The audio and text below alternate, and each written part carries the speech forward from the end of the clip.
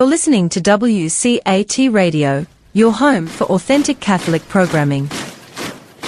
Welcome to WCAT TV Radio. I'm Kiki Latimer, and I'm your host for the Catholic Bookworm. And I'm excited to have with me today Julia Howe. Jules, you go by? Sometimes, whatever anybody wants to call me. Julie, Jules, either way, it's fine. Anything but late for supper, my exactly. mother. Don't call me late for dinner. And author of a book that I just absolutely love, Catty Wompus. I can get it over here. Mm-hmm. And I guess I have it's an ebook now, so I'm lucky to have one of the rare now hard copies of it. So you're a special one. You're a special one. I didn't early. So, oh gosh. So let me just start us off with a quick prayer, and then we'll get rolling here, Jules. Thank you, Lord Jesus, for the gift of friendship and the technology that brings us together across the country here today, sometimes across the world. We ask you to bless this time together, bless our conversation, and keep us always in your care. Amen. Amen. So, we met, 7-8 years ago in California. Yes, indeed. And Jules is one of the best friends of my sister-in-law, Donna. So that's how our paths cross. And at some point after you had written Catty Wompus, I got a copy of it. Was it when I was out there? It might have been. It might have been when you were visiting. And Donna was this catalyst of our friendship, and that's definitely been a blessing. So I appreciate that. And the subtitle is A Tale of Friendship. Correct. And I loved it. And I had put it, and maybe we should start by telling people what the title Catty Wompus means. A lot of people, go ahead with that, and then we'll talk about you a little bit. It's an interesting word. I've always liked the word. It's kind of used in the Midwest and in the South, and it just sort of means out of whack. When something goes cattywampus, it's either broken or it's not working properly, whatever the case. And in this particular story, cattywampus does start out being a little out of whack. So, yeah, and it's always been a word I've loved, just a term I love. It wasn't a word I knew, but I really came to love it and thought it was just really, it's such a funny word. And I had set the book aside. I hadn't looked at it in quite a while. And I guess it was in April at our church, mm-hmm. we had crowned Mary outside the statue outside. Mm-hmm. And I came out of Mass one day, and I guess the evening before had been windy, and her crown was all out of whack. And I looked at it and I said, well, that's not right. That's all Catty Wompus. Exactly. And it just came out of my mouth. And I said, oh, that book. I got to interview Jules about her book. Tell us It's a great word. It's a great word. Tell us a little bit about yourself. Well, I am a Northern California resident. I'm on the Monterey Peninsula, which is beautiful, right on the coast. And I'm here with my partner, Dana, who owns a pharmacy in town, a compounding pharmacy, independently owned, which is wonderful. And our little dog, Lammy, who's a rescue. And I lost my husband in 2018, and now I'm blessed with a new partner. And I write screenplays. I have a published, produced film as well. And the joy of writing has always been in my life, and I find many ways to satisfy that passion, whether it's a creative email or short story or a screenplay or a book. So that's well, I just want to mention we absolutely loved your husband, Clinton. It was a great privilege to meet him and spend some time with him. Yes. He was a fun, wonderful soul. Yes, indeed. Absolutely. Catty Wompus, A Tale of Friendship. So this was based on a personal experience, right? It was. From childhood? It was. I grew up in a small Midwestern town, in Illinois. My grade school didn't have many kids that were transient like you have today. There's a lot of, people moving around and so forth. And there was a little girl who was relatively new in my I'm going to call it my third grade class. I can't remember precisely the grade. And she was, I think, a little desperate for connections and friends. And her method of getting you to pay attention to her was to promise you many things if you came to her home and played with her. And I remember thinking, wow, I'd really love to have that easy bake oven because I don't have an easy bake oven. And that was a little greedy on my part. But I did go visit her to play. And it turned out she didn't have these things. And it was, my first lesson in, as a child, I don't want to call it, deception, but I think it was somewhat of a manipulation that she didn't even realize was not correct. That friendship, what it means to be a friend, you don't have to do that. And for me, it was just a lesson in, why would you do that? I don't understand. I would come to play with you anyway. So it was very, very puzzling for me as a child, and I think that I always questioned it. What was the reasoning behind that? And so I thought, I've got to tell the story in some fashion. And that's kind of what Catty Wompus is in her book, is that person who doesn't understand what it means to make that human connection, one-on-one, just organically. So it had a big effect on me. And it was just my first lesson in some of the unfortunate things that people can think and are misguided on. And it was, much like we learn, if somebody steals something from us or something, it's like, oh, the first time that happens, it's shocking. And, it's like, why? You want to know why. And I wanted to know why. And I still want to know why. I kind of know it now a little bit as an adult, but that was the genesis of the story.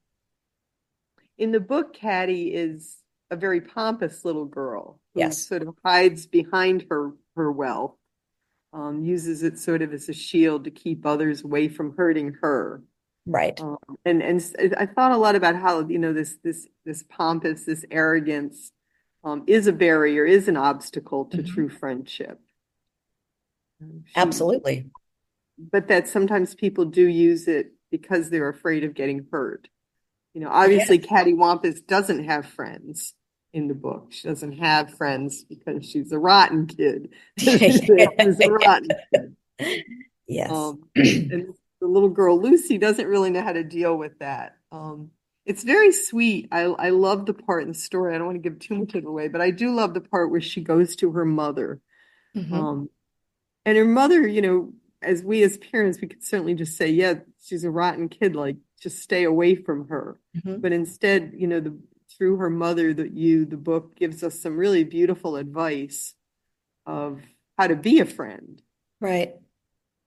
I think, and I look at that today, even as an adult, if I see, someone behaving in a certain way or it's a puzzling way and I don't understand why they're doing that, I always go back to what happened in their life that might have created that shield, if you will, or that need to behave that way. There's a reason behind it. And I believe that entirely, that we are all a product of our environment, of our upbringing, of our influences from a very young age. And that I think it helps me to be more understanding of people who may be suffering in some way that they don't even know, or affected by something that has become problematic in their personal relationships. So I try to look back at what might have happened to that person or what might have influenced them to be that way.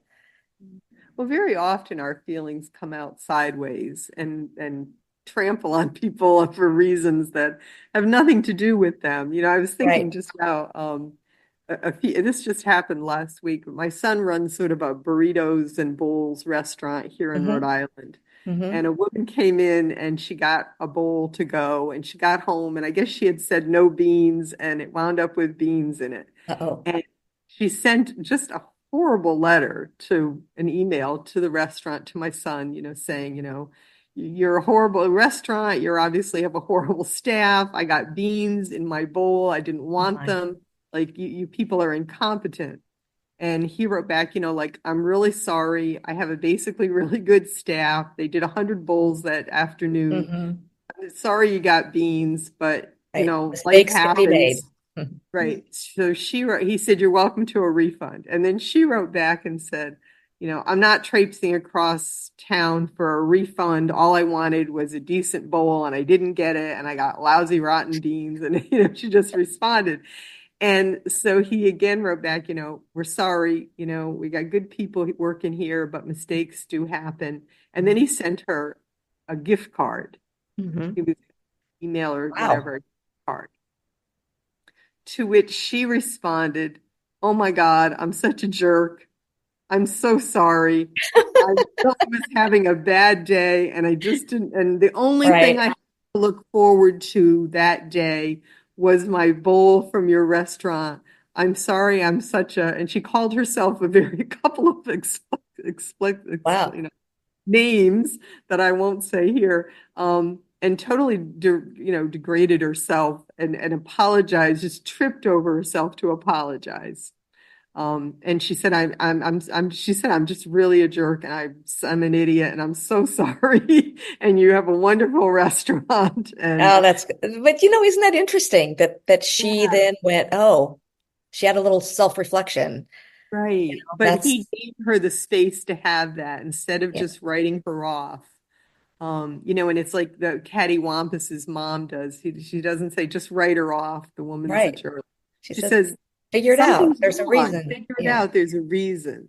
right, So my son did that. He just said, life happens to all of us. Have a good day. Here's a gift certificate, and it right. just all turned around. Yeah, So, it was that thought of, so many times stuff is happening in people's lives. And if we just give it a little chance and don't write them off. And right. Catty Wampus, A Tale of Friendship, really is about not writing somebody off, of Yes.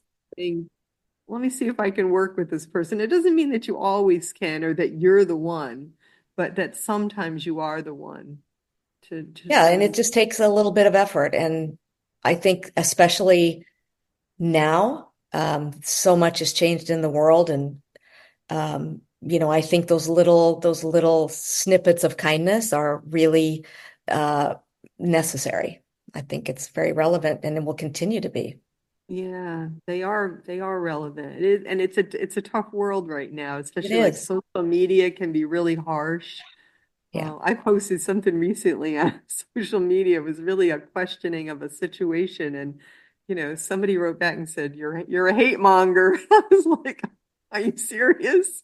You know, that was Yeah.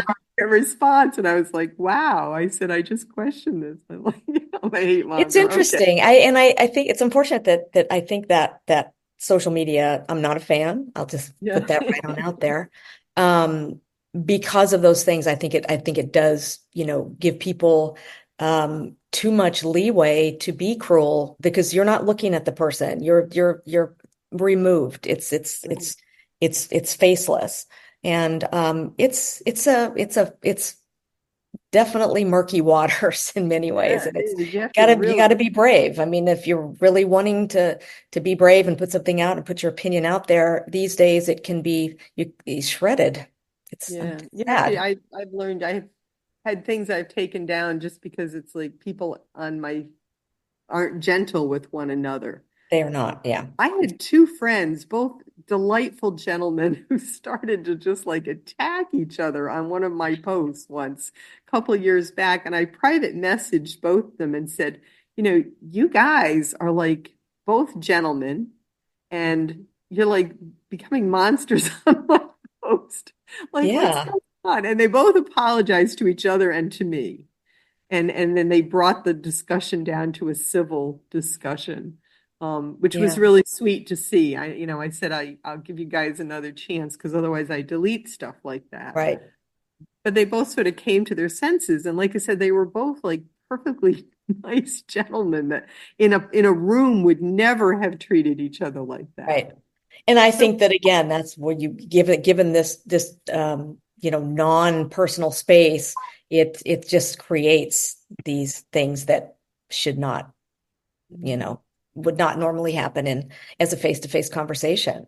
It's Right. it's unfortunate. I mean, it's sad, actually. It It is makes me sad. sad. And But sometimes I do find private messaging people, like sometimes I'll take a discussion that I feel is getting heated and I'll bring it to a private message and say, hey, it's me, let's just yeah, talk on, it's civilly, me, and your friend.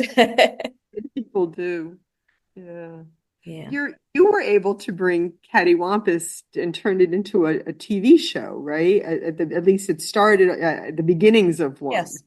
Yes. So what happened was after the Catty Wampus book, there was a sequel called Catty Wampus and the New Kid, which is Ooh, I also read that. yeah, and it basically is where once she has learned what friendship is and the joy that that's bringing her, she wants to pay it forward, and so she helps a young boy who's new in school, and. So I have a good friend who had a children's project, a musical project, and he and I just he, along with some of the other musicians in that group, we sort of put our heads together and thought, well, maybe we could combine these two things. Let's bring some music into it. Let's bring, the messaging that is with Catty Wampus and the New Kid, then make it into a musical television show pilot. Now, we did that totally on speculation, which is to say, we shopped it to many, networks and things like that. And first of all, it was a lot of fun to bring Catty Wampus and those kids to life because, It was we had, really cute. I got to see it. yeah, it was super fun. And we had a wonderful time, and the musicians were great. It's all original music, and there's cute characters, and the messaging is not only friendship, but how can we, you know, not only be friends with one another, but be friends with our surroundings, and let's be mindful of what we are consuming and recycle and clean up after ourselves and things of that nature, which are also good messages. So it was very cathartic. It's still in circulation in terms of trying to get someone interested, even if it's just conceptual. Is that available on YouTube to be seen? It's not yet. It might be soon, simply to get some attention, because we did also pitch it as an potential animated show with the musical elements.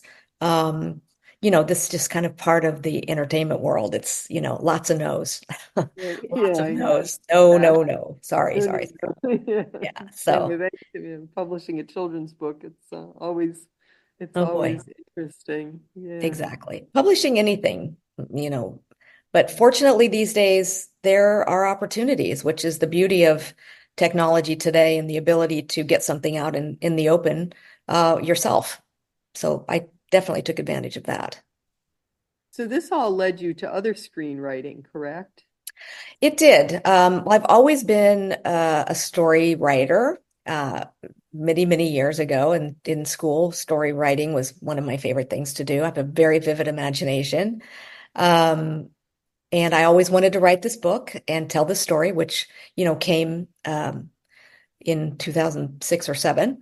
At the same time, I was exploring other mediums of writing. Our good friend Donna, my good friend, one of my best friends, and your sister-in-law Donna, had taken a screenwriting class at UCLA, and she raved about it. She said, it's so fun, you should try it.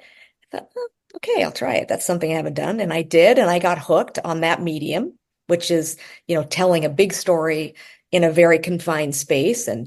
Um, and I did that, and I joined a wonderful writing group. And one of my screenplays won an award at the Austin Film Festival, 2010. And then that just sort of propelled me into that world, albeit peripherally. But it did it led my writing into definitely a different space. It's a great opportunity. I've had some wonderful interviews with some of the professors and people at John Paul II University in Hmm. Los Angeles, right? I think they are. Hmm. And oh, that whole world is just so exciting and delightful to me. I'd be taking courses like If I was down the street, I'd be taking courses for sure. Yeah, it's there's a lot of online opportunities. UCLA has a great writers extension program.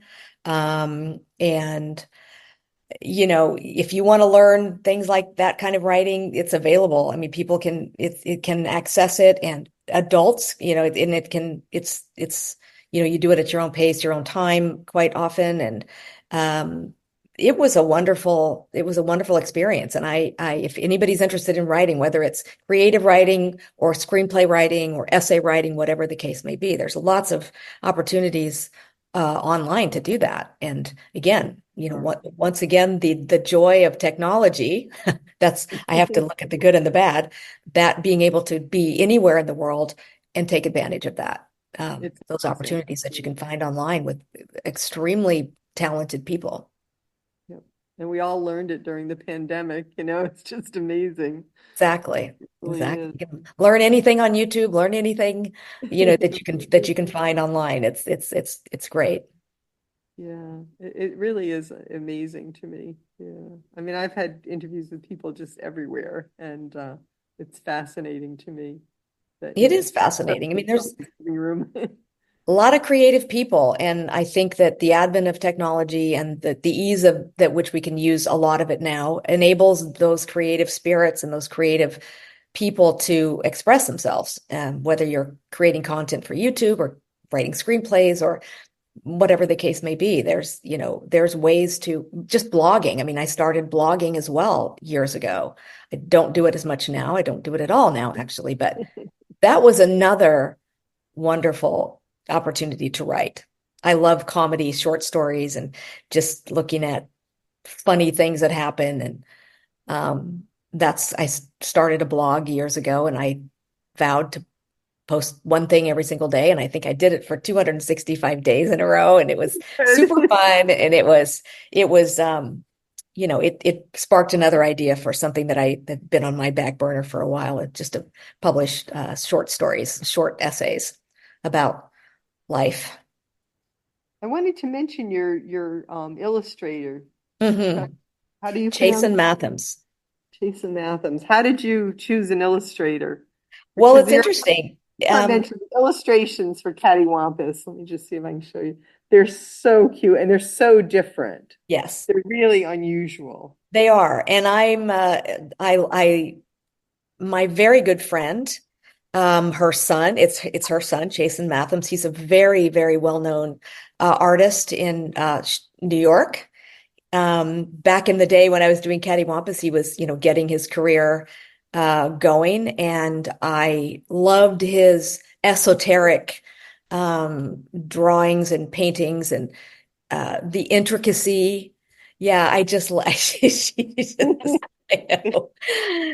She looks crazy, and I just loved it. And I worked with him on every page, and um, he just did a fabulous job. And he illustrated the second book as well, and illustrated, yeah.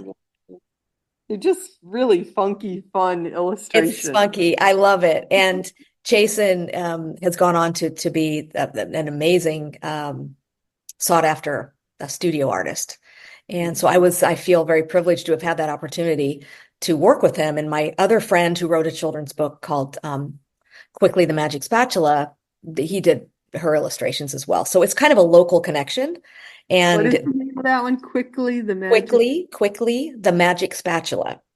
And that is based, again, a childhood memory and story that she really needed to tell. And so she and I always, connected over that and still do. So we use the same illustrator, and being a friend of the mom was really great because she was happy to have that. And, we'd all get together and, talk about ideas. And it was this wonderfully collaborative in my community. I didn't have to go outside. I didn't have to search. And, I had this kind of at my fingertips, which was an incredible gift. I cherish the hand-drawn first passes at each page. I still have in a studio in an art book, which is great. So it's a lot of fun. brings out the beauty of friendship, how important friendship is in our lives. It's really sweet. You try to picture your life without friends, and it's like, what is there? What is there? Yeah, It's the basis really of everything. it is. It's the basis of marriage. It's the basis of, just everything. Our relationships with our children, have to eventually be friendships. Right. Colleagues, Exactly. everything works well when there's that basis of friendship. It really is a beautiful thing. And I think as we get older, I mean, I think we cherish it even more because we have gotten wiser and we know those people that we want in our lives, and we don't want to lose that. Um, and I fear sometimes that we're losing some of that with with becoming disconnected and in person relationships. Even young people, I think, are starting to go, maybe this is not necessarily the way to go. Right. I think, yeah, I think there is that. I mean, it's such an important thing that we want to make sure we keep those connections with people. But I think your book brings out, and we sort of, as we get older, we certainly know that friendship takes work, Yes. and it takes time. Mhm. You can't be friends with someone really unless you're giving them your time, Right. energy, and sort of being there for better or for worse, Exactly. sticking with somebody. It's the best Yeah, gift you can give someone. I mean, you can give someone an object that, here's a gift, but the best gift, in my opinion, is the gift of spending time with someone. It's it's it's just wonderful to it's fulfilling. It's so fulfilling. I mean, I love to sit around and, debate or whatever, talk about this or discuss that, or, what do you think? And, I never want to lose that. That's one of my passions, is just let's talk about stuff. Talk, talk, right, talk. Yeah. right. Your So, book always reminds me, it was a different experience, but when I was I think it was sixth grade, I was in a new school for a short period of time. mhm, And I was pretty shy as a kid. And so I didn't easily make friends, especially in new situations. And my family had moved quite a bit. So I was in new mhm. schools quite often. But I went into the sixth grade, and all of a sudden, all the cool kids liked me. For the Oh. first time ever, I was like in with the in group. And I sat right up near the front, and to my right, the last sort of row, was a girl named Paula. And Mhm, Paula was, she was 12, she was 13, I was 12. Paula was already morbidly obese, mhm, and she was not part of the in crowd at all. mhm. And but I was like week one, I was somehow in with the cool kids, and it was like the best experience of my life. And I was just like in my glory. Yeah. And but by day two or three, the cool kids made it really clear to me, don't be friends with Paula. Paula's fat, and Paula's ugly, and Paula smells, and don't be her friend. Don't even look at her, they told me. She'll Mhm, try to be your friend, they said. Don't even look at her. Okay. So here I was in my glory, but there was Paula, and Paula would look over at me and look me right in the eye and smile, the sweetest smile in the world. And I mhm. would like try not to smile back because she seemed like a really nice kid. She seemed like a really nice girl. So this went on for the whole week. And by the end of the week, Paula just continued to smile at me. She'd say hi and she'd smile. And I was like a nice kid too. So I would Yeah. smile back, and it was Right. terrible because I knew I was in this mess. You're in a precarious position there. I wanted to be a cool kid so badly. And I remember the weekend came, and I knew I had a decision to make by Monday morning. I could either stay with the cool kids or I could become friends with Paula. But the tension, they were seeing me pulled, and it was, um, and it was funny. I wrote this story. It's actually going to probably be published this coming year. For many years, I always thought I made a decision on Monday morning, but Mhm, looking back now, I realized it was really what I call in ethics spontaneous freedom. mhm, Paula was such a beautiful person that there was really no decision to be made. And the cool kids really weren't advocating something good. And I mhm. think we knew it. And Paula and I were friends for the next 40 years. Oh, nice. That's a great story. Remember the names of any of the cool kids, but Paula and I spent the next couple of years together, and she died, I think, at 52, Oh my. for obesity mostly. But we remained friends right up until, she died, and it was a beautiful friendship. She was a beautiful person. And your book reminded me of that, that these choices we make as kids, Right. that's because the cool kids had, the nice clothes, Oh and they were yeah. the kids, And just Man, think about my goodness, think about the pressure of kids today. We yeah. didn't have that. We didn't have that growing up, right? I mean, we didn't have the social media. We had just our peer groups giving us pressure. Right, Um, Now it's, kids are bombarded from every direction, and right. you just hope that, and you just know that there's good kids there that do things like you did. You make that humanistic decision, which was the right one. Yeah. And Paula really contributed so much to my life, and that friendship was a beautiful friendship. It's Yeah, great. A great she was an story. amazing person. Yes, you Yeah. must get that story published. Get on that now, Kiki. But I look back now, and it was just really being drawn by the good. I used to think, oh, I chose the good, but I was really being drawn by the good, if that makes Mhm. sense. Mhm. It's like the hound of heaven. I was just being drawn by it, much more than anything else, Yeah, great story. Get it Yeah. on So, paper. yeah, it is. It's coming up. So Good. yeah, it's part of a set of essays that's going to hopefully be published this coming year. Nice. What do you have planned? Do you have more children's books in the works? Or what do you? You know what? I would love to do something similar to what you are talking about, which is a series of essays. I have many. I just have not compiled them. Most of mine are about funny childhood memories, um, and how things are different now than they used to be. I do try to find humor in everything. It's humor is I think the great leveler, and it's also, gets one through a lot of things. It certainly has been in my life. I am working on a screenplay based on the life of my friend who um, began a winery in Oregon after the tragic death of her brother, and she had to learn the business, and it was an incredible story. I'm in a writer's group. Um, there are a few things that I have in circulation looking for a home, if you will. So I will just continue to, pursue the passion of writing in whatever way I can do it. Um, and, I have the freedom to be able to write when I want or not write if I don't want, but I'll never not write. I will always be passionate about it. Too many stories in my head that I need to organize. I get that. Yeah. Yeah. But I did then branch out into, some other things from my writing experiences. So that's a good thing. Just like you, I think you went from your books to now this medium. How did that begin for you?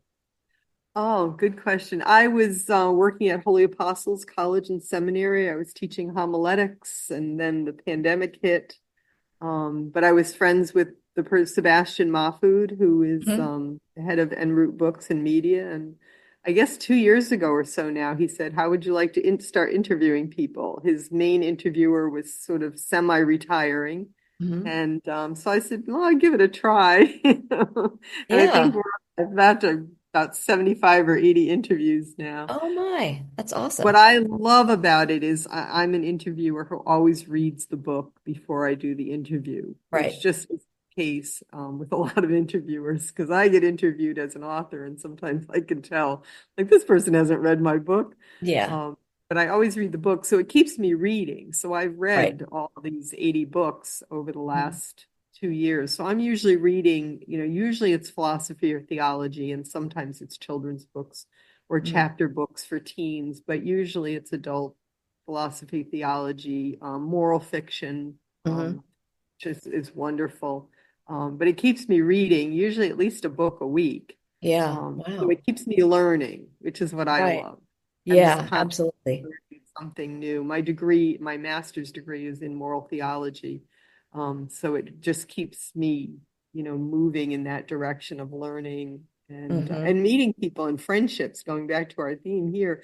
Hmm. I've met so many people that I've stayed, and the technology, again, we know the downside, but the Exactly. upside is I'm in touch with so many people that I've interviewed, that I've stayed friends with, that I tap into, to help out. I've been able to help a number of people get published, because I've seen their stuff and it's like, this is good, and I pass it on to Sebastian. Hmm. Um, and so that part of it's just been wonderful. Yeah, yeah.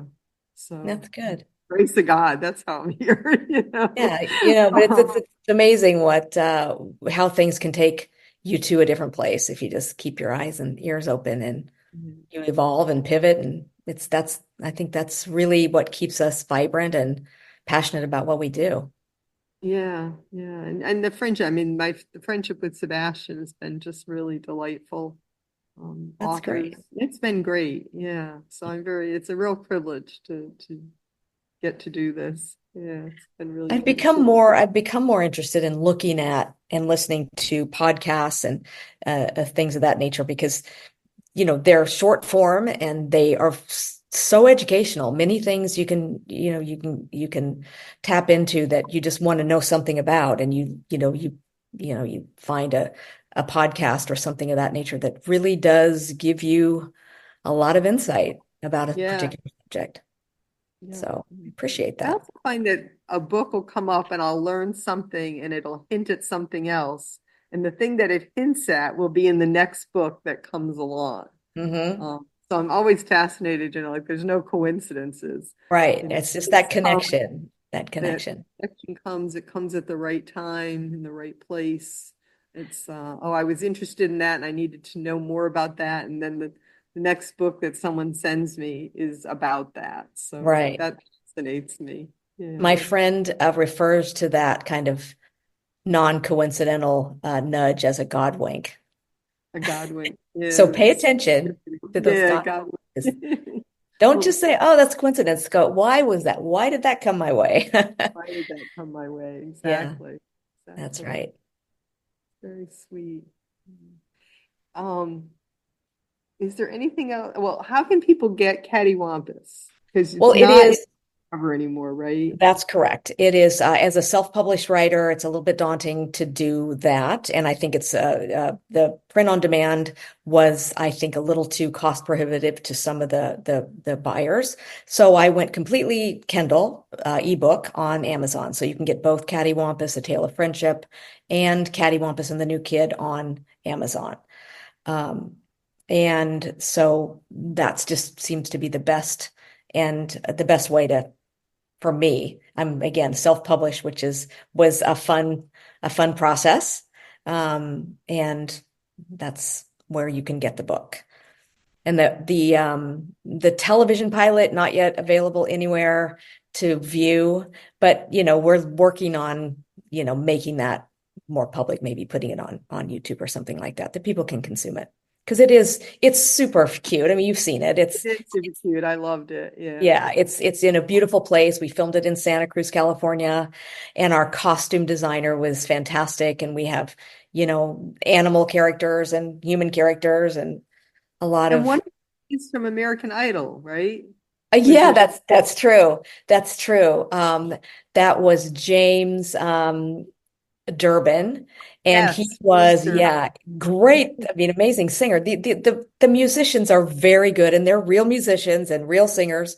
And James was so fun, and all the guys and gals didn't mind dressing up like weird characters. I mean, we have Yeah. an octopus and a Clams, a starfish. walrus and a stingray and a mermaid, and I mean it's funky like the you can imagine looking at the animation or the illustrations of the books. That's where our visual creation of bringing them to life came from. That Catty Wampus wears pretty much what she's wearing on the cover of the book, and It's then we wild. brought in these sea creatures, which it was just a lot of fun. I mean, you know, Yeah. I Put her learned an back awful lot. for a minute Yeah. there. She's wearing a polka dot dress and a skirt and her, it's great. It was a lot of fun to put kids in these outfits, and we had a great cast of kids, and You did. it was a great experience just all around. I mean, everybody got along. It was my introduction to physical production, which was hands-on. It was very hard, but it was a great learning experience. And so that's what, got me interested in wanting to pursue other aspects of entertainment in production and producing and things like that. So that's still, something that I love to do, even if it's just, in my way. I mean, it's really hard to break into that business. It's almost, it's very, very difficult, a lot of barriers. But if you're able to do some things, on your own or, team up with other people, there's a lot of opportunities. So that's how I, went into the film that my co-producers and I wrote and produced, called Cupid's Proxy, which is also available. It's a film on, I believe you can get it on Amazon. And um, it was a fun production and a great story. And it's very simple. And once again, a training ground, if you will, for how this all works. And it gives you a lot of insight in what it takes to make a movie. And a big movie is almost impossible to imagine making. But it did give me a lot of education. Cupid's Proxy, Cupid's Proxy. Yeah. and it's available on Amazon. Yes. Yes. Wonderful. Amazon. Yeah. And you can, if you just Google Cupid's Proxy film, it'll tell you where it's available now, because that does change occasionally and gets, the distribution of the film can go on one platform and then added to another Right. and then dropped on this one and added to that one. And so Yeah, they shuffle um, them around. They shuffle them keep on around. top of But it. exactly, exactly. And then that led to co-producing a documentary with 9 or 10 other folks who got involved with um, a documentary called Miracle on 42nd Street, which is about subsidized housing in Hell's Kitchen in New York, in the Oh, theater district. Extremely informative and relevant documentary about, how to create a viable, sustainable public housing, subsidized public housing for a group of people that actually revitalized the area of Hell's Kitchen in New York. It's fascinating. definitely, I'll look for that as well. And the name of that is for our viewers. Miracle on 42nd Street, not on 34th Street. 35. I was like, what was the other one? Yeah, that was the Santa Claus movie. Santa But Claus. this one is called Miracle on 42nd Street, and that is also available on Amazon. I will look for it. Thank Yeah. you. So Is there anything else you wanted to mention that we missed about Catty Wampus or I don't think friendship? so. I don't think so, but just do what Caddy did. Make a friend and then pass it on. I think that's And that you relevant make a friend by being a friend. by being a friend. Exactly right.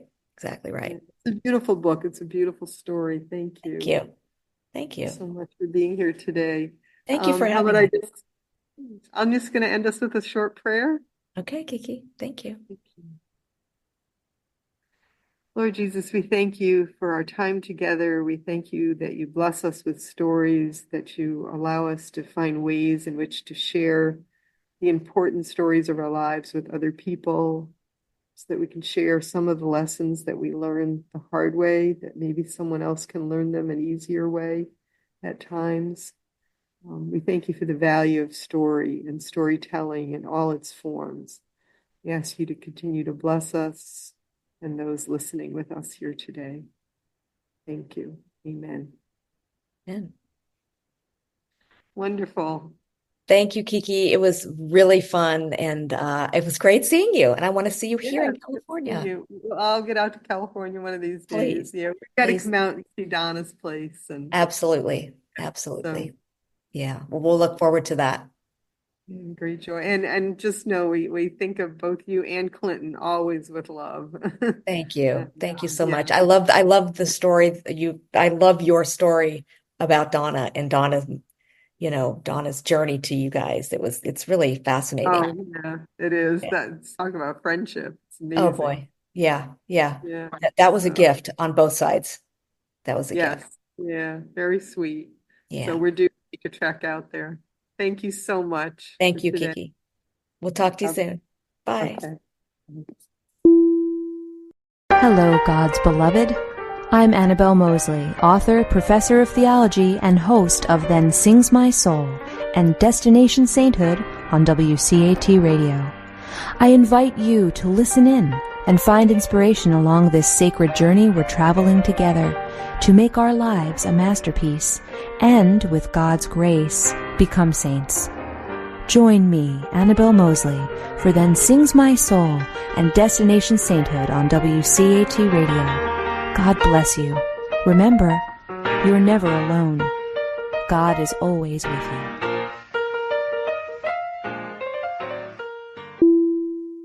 Thank you for listening to a production of WCAT Radio. Please join us in our mission of evangelization. And don't forget, love lifts up when knowledge takes flight.